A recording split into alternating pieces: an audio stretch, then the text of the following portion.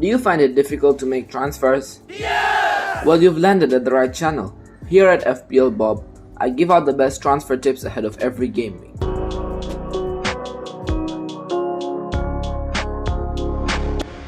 Hello and welcome back to another video. In this video we will be doing something new. A series idea that I got from one of the FPL YouTube royalties, FPL Mate.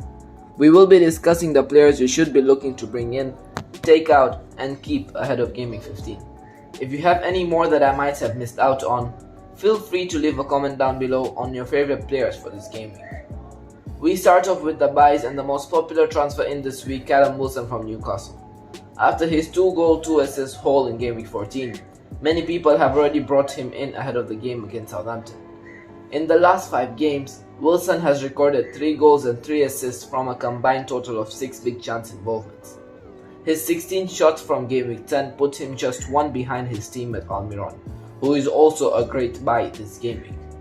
He does play for a very good Newcastle side in recent times and has been directly involved in 46% of Newcastle's goals in the last 5. A very good buy if you are looking for a budget attacker around the 7.5 million mark. You should get him quick if you are looking to bring him in, as he may rise in price 2 more times this week due to injury problems in the forward line. Next up in the buys is Trossard. He did start out of position as a striker in the 4-1 win against Chelsea at the weekend, where he picked up a goal. He is now third for points amongst all midfielders in the game, only behind De Bruyne and Almiron, who I gave the green light earlier.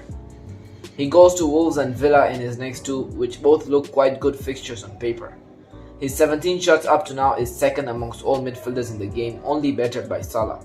He looks quite nailed on at the moment, so I wouldn't see him getting rotated in these 2 games. He is however close to 21% owned, which may not give you the aggressive rank gain that you might want ahead of the World Cup. With Saka getting a blow to his ankle against Forest, Trossard would be a great replacement for him if he's out for the next game.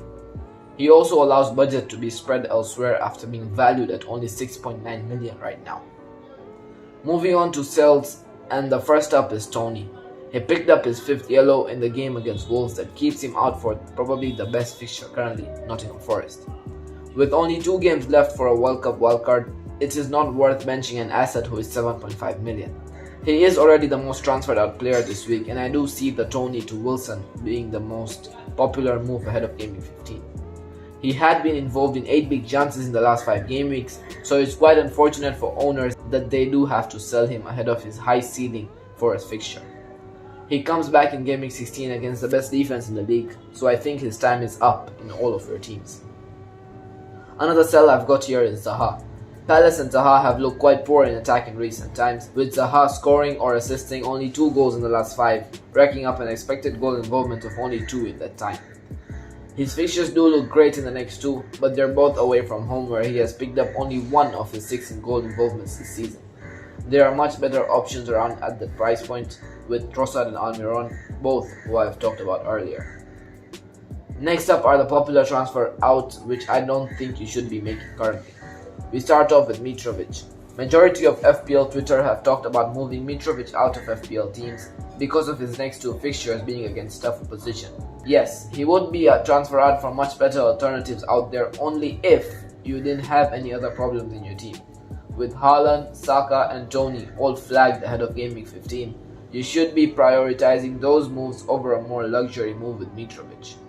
If you do want to move Mitrovic out too for a hit, I wouldn't be recommending it, as he has taken the most shots, been involved in 7 big chances and has scored 60% of Fulham's goals in the last 5 games. He is putting out great numbers even against tough opposition since the start of the season, and there is nothing stopping him from doing that against the teams in Manchester. Lastly, a player who is on the way out for most managers because of his rest in 2 games in a row for Man City is Foden. We finally got a taste of Pep Roulette, and it happened to one of the more popular City players who has done really well in the past few months of football. He has only started 3 of his last 5 games however, and picked up a goal and assist in that time. With City already qualified for the knockout stages in the Champions League, they should be looking to go all out in these coming 2 games. They face Fulham first and Brentford, both at the Etihad, where we have seen Foden thrive this season. Fulham have been the leakiest team in the back for big chances, and coming up against the team that's best for big chances created, This may be one of the highest scoring games this season, and it would be horrific not owning 2 City attackers in your team. This is the end of the video. Thanks for watching. See you soon for the next one.